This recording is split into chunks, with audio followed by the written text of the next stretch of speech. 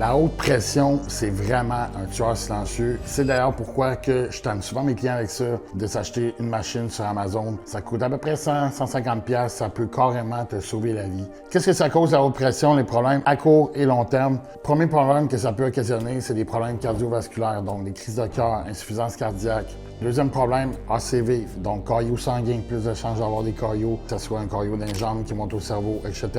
Troisième problème, les reins. C'est vraiment pas bon pour les reins. Qu'est-ce que ça fait? Je vais expliquer un peu là, dans mes mots, là, que vous comprenez mieux. C'est que quand que tes reins, c'est comme un peu un filtre à café. Fait que quand que tu mets une hausse à jardin avec un petit débit, bien, ton filtre, il t'offre. Il peut réduire un petit peu de minime pourcentage chaque année en vieillissant, puis c'est normal.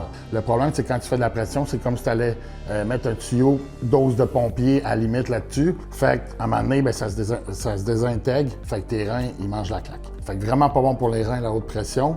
Ça peut occasionner aussi, point numéro 4, des problèmes de vision, parce que vu que tu as de la pression dans les yeux, ça peut même briser des petites choses au niveau oculaire. Puis aussi, ça peut même occasionner des problèmes érectiles. Fait que là, peut-être qu'en disant ça, vous allez aller acheter votre machine. Fait que si tu es sédentaire, tu travailles assis, tu travailles à la maison, en plus que tu fumes la cigarette, mais tu es vraiment à risque de ça. C'est un gros facteur héréditaire. Je connais des gars puis des filles qui ont un super bon mode de vie, qui font de la pression quand même. Fait que ça reste vraiment à surveiller. Puis, il arrive aussi, la haute pression, ça peut diminuer en, justement, perdant du gras, se mettre en forme, changer l'alimentation, optimiser le sommeil. Aussi, un autre point, l'apnée du sommeil peut causer aussi de la pression. C'est vraiment important de surveiller ça parce que c'est vraiment mortel sur le long terme. Si tu es sédentaire, travailles de la maison, tu bouges pas beaucoup, tu fais de l'embonpoint, puis en plus, dans ta famille, tu as des gens qui font de la pression et tu penses que tu fais de l'apnée du sommeil, cette vidéo s'adresse à toi.